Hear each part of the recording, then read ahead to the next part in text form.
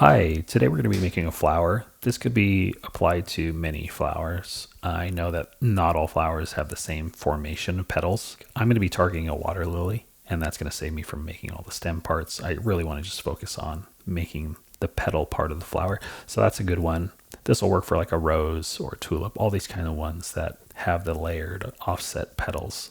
So I'm starting with a sphere. I'm going to tap on this, turn on my gizmo down here. I'm going to grab the green dot and flatten this. This is going to be my petal shape. I'm going to change my camera angle, and I'm going to grab the red dot and make this. So this is going to be, like I said, a lily, which have sort of pointy oval shaped petals. So this is a good starting point for me. Just look at the side again, maybe make it even less. And now I'm going to come up to the very top right icon, and I'm just switching from a single column to a 3-column view. You can actually adjust how many columns you want somewhere in the settings. I won't go into that now, but I'm gonna look for the move tool in my right panel. Here it is. The important part is your brush size here. So I'm gonna move this over here. I just want my brush size to be bigger than my object. I have my intensity about halfway. I'm gonna move my camera angle so that I'm sort of on the underside of this. I'm gonna tap in the middle and just kind of pull down. Here, you wanna spend a bit more time doing the detail work on this. This is the petal that will be used for all the petals.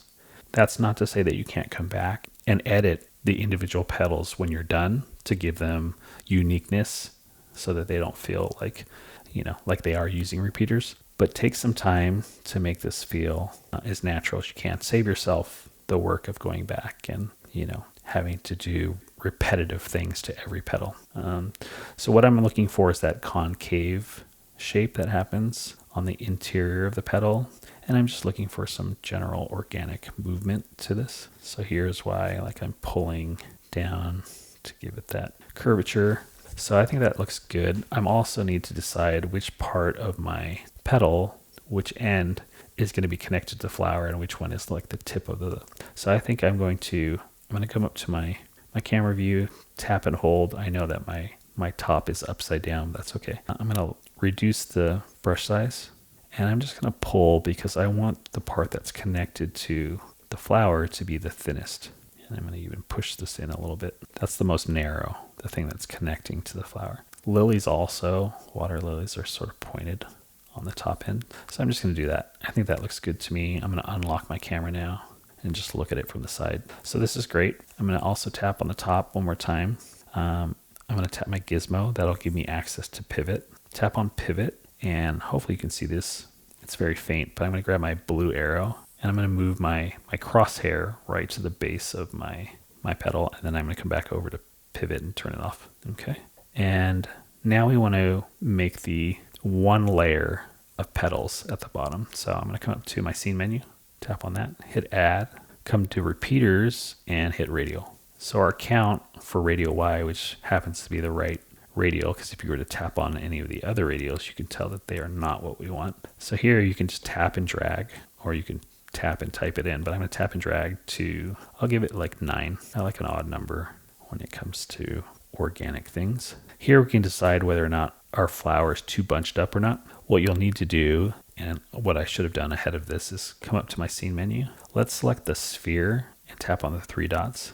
And then tap name. I'm going to name this Petal so that we can distinguish just as I'm talking. So the radial repeater is what's creating the repeating part of this. So I want to select my petal, and I'm going to grab the blue arrow, and let's just decide how far, like here. Let's have them, rather than squish into each other, like attach roughly there, as if there was going to be a stem running through the center here. So that's good. And while we have this selected, let me show you the magic of this. So if I grab the red ring rotation, we can see our flower. I know there's some overlap issues here, but we can see our flower blooming.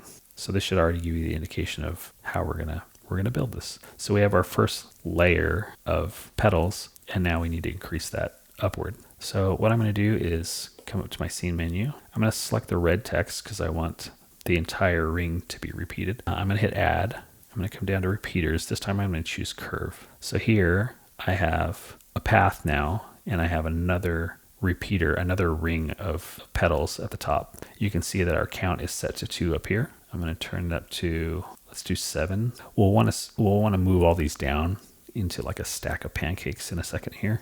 But there's a couple things that I want to do before that. One of them is I want the very interior petals to be smaller than the outer, as you would expect. So I'm going to come up to my radius. There's one line selected on radius. If you tap one more time, you'll have 2 lines. You can go to 3, but we want 2, so I'm going to go back to 2. That gives us a tan point control on the top and the bottom. Let's grab the top one and just pull it in to be a little smaller. So we want this to progressively get larger as it gets to the bottom. Another thing that we want is to break up the perfect repeating pattern here by using twist. So it looks grayed out, but let's tap twist once and then a second time so that there's 2 lines. So we have 2 pink dot controls now. Let's grab the top one and let's move our camera as close to above as we can. And let's just grab it and let's add some randomization by just spinning this a bunch of times until we feel like it's a little more organic looking. It doesn't have to be perfectly, I mean, you could spend all the time in the world to get them lined up so that they all feel exactly offset from one another, but I'm good with this. I said I wanted to sandwich all of these layers on top of each other, like try to reduce the gap that I'm seeing here between each of them, but I don't want to do that by grabbing this, undo, this white dot. I don't want to do it this way because the second I start to accidentally tilt in directions becomes problematic. So I'm going to undo. We're going to go ahead and validate this at this point. So what validating is going to allow us to do is we have 7 layers, but currently if we go into our scene menu, we don't see 7 individual rings of petals. So I need to validate this so that this breaks them up into individual rings.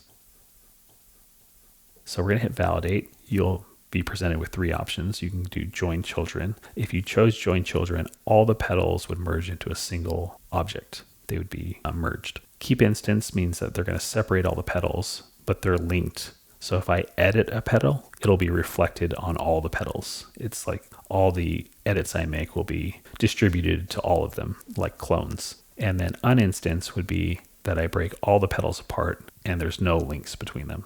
So if I were to manipulate one and edit it, it won't be reflected in any other petal. So what we want is keep instance, and we're going to hit yes. So you can see now we have 7 individual rings. And what we want to do now is squish these down, not squish them down, but stack them closer together so we can remove the gaps between them. So I'm just going to rotate to my front camera view and I can tap and hold. Oops, tap and hold till it locks. Let's zoom in here. This is a little bit manual.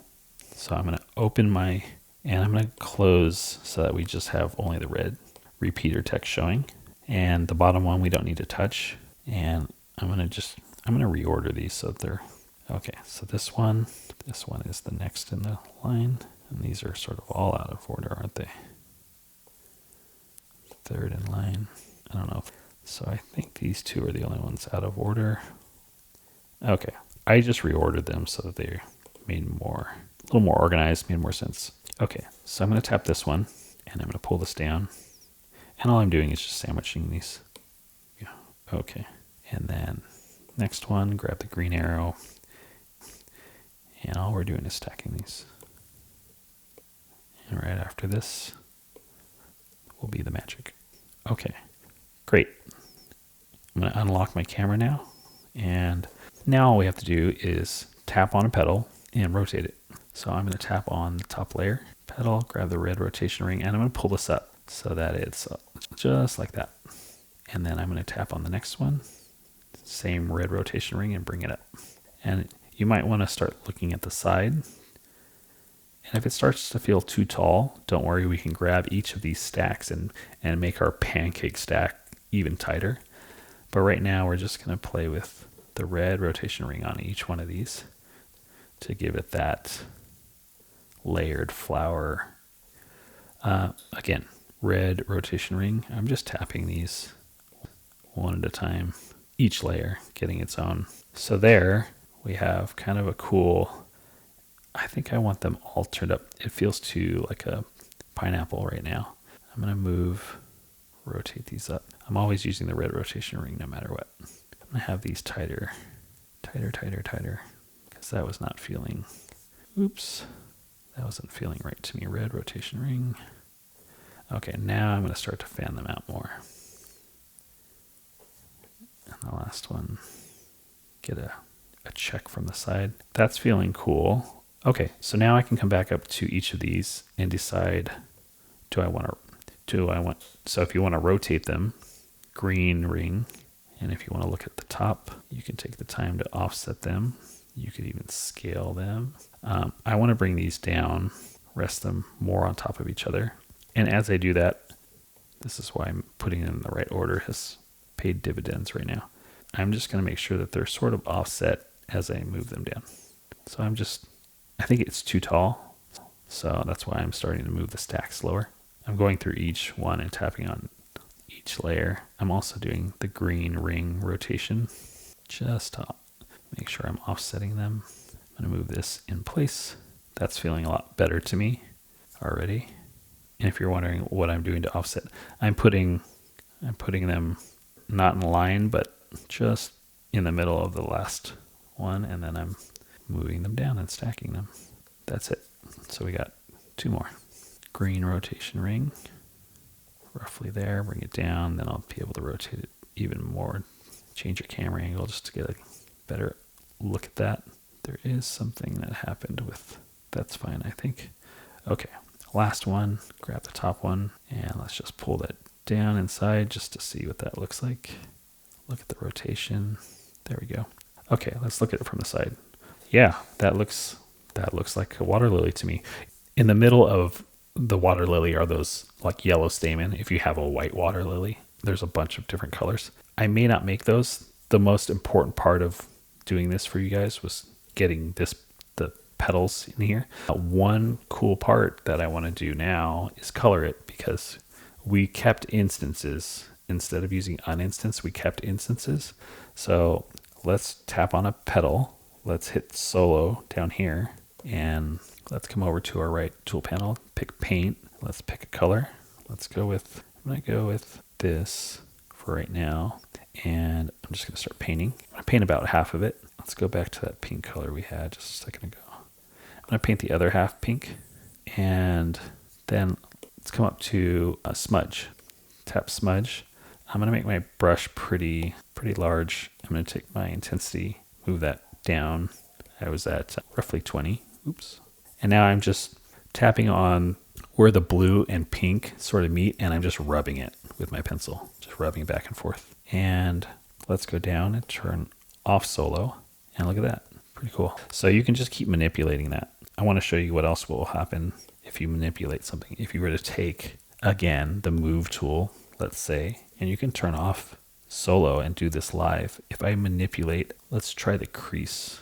Watch as I crease something. You see how every single petal, this is what instance does, is it lets you have sort of a master of them all. So there you go. You can color it however you want. Now, if you want to break up every petal so that the instances aren't shared, you would have to come into the radials, select one of the red text, hit validate, and this time choose uninstance. So let's try that. So this is our top layer of petals here. Watch me now paint on one of them. We'll use the green. And if I paint on one of them, that is now solo. It has no link to any of the other petals. Whereas if I choose a different layer and paint that one green, those are all linked. So that is the difference between instance on and instance off, basically. So I'm going to make the stamen for the center of my water lily. I'm going to use the tube tool over here, and I'm going to come over to the left tool strip, choose curve.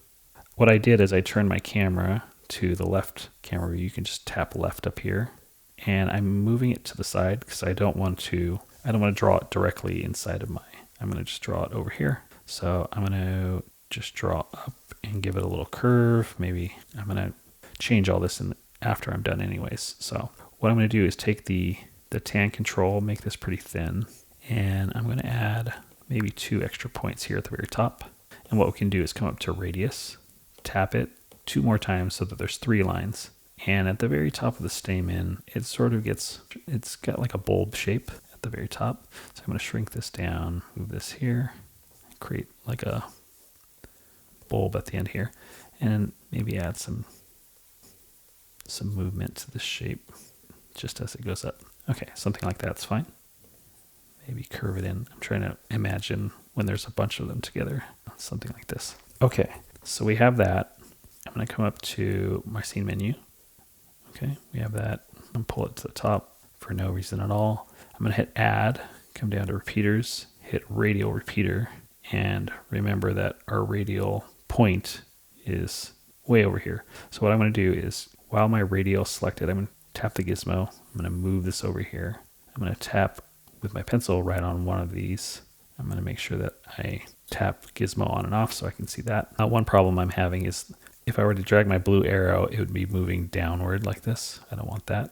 So I'm going to come over to align, tap align, and that will reset my gizmo so that I can move it like this. So I want a lot of this. I want them connecting sort of at the bottom. So those are good. I think I'm going to clone this whole thing. So 4 of those are fine. I'm going to, having second thoughts on the fly here. I'm going to select my radial. I'm going to increase this to a bunch. I did 18 of them.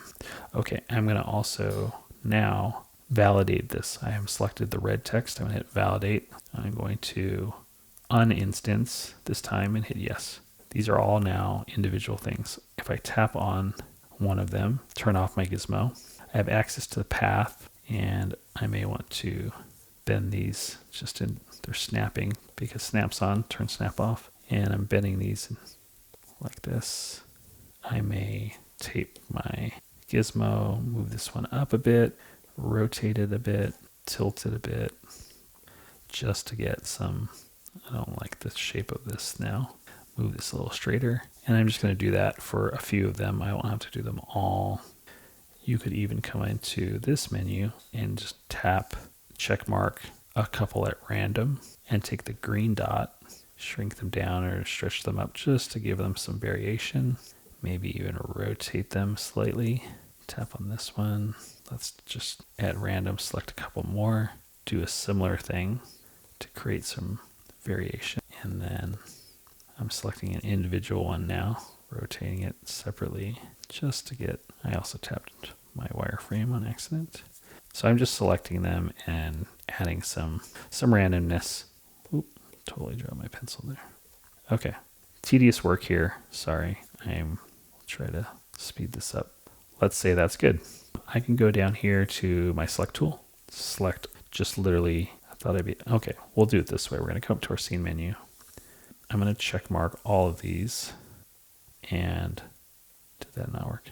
And I'm just gonna join them. You don't have to do this, but I'm gonna join them and paint them.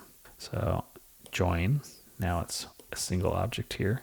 And honestly, I don't know that I need the 2 part, so I dragged out this object and this one can just be deleted.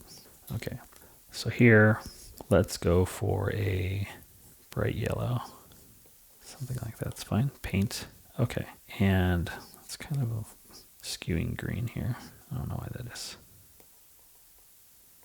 Let's go Petal. Okay, so I had this teal and blue, or yeah, teal and pink, sorry. I'm gonna solo this. Let's do like the traditional water lily, a little bit off-white, closest. I don't have paint on.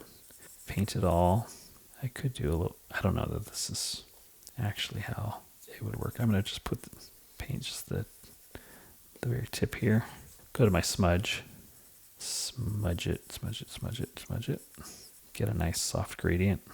Unsolo, that looks nice. I'm gonna come up to my lighting here, increase this brightness, the exposure to something like that. I'm gonna grab my object here and just let's move it to center. I'm gonna go to top view on my camera and just let's center it like that, something like that. I think I made the stamen just a little too big. Something like this will work. And I might even grab the green, stretch it a little bit like that. I might be distorting some of those, but that'll just add some randomness. Something like that. And I'm gonna go back to my lighting, play with rotation of it too. Something like that. You can tap on these environment maps and play with some of the others. And I'm gonna hit up here on post-processing. I'm going to turn on post-processing so that we can see some other controls. Global illumination, and I'm just going to leave that at default. Ambient occlusion is good. Strength. So ambient occlusion will create the shadows when two objects are closer to each other. It creates a darker shadow. So strength, something like this, perhaps. So you want those. Okay. Depth of field, I'm okay. Bloom only really has an effect when there's like reflection of light. Tone mapping, this is a really good one. This one is like your curve balance in like Photoshop or some photo image tool. Saturation, this is nice. Okay, so we have all that. Your choice on this part of it. Obviously post-processing, the contrast, if I turn post-process on and off, you'll see that even our background color, which is more of a charcoal, is being contrasted to almost pure black. But there's the difference you're seeing in the quality of shadows. So that's kind of nice. Let's do our victory lap again now with all this on. It's going to be kind of grainy because post-process is like a live effect. I hope you enjoyed this one and you learned a lot. Thanks for watching. Keep making things, and I'll see you next time.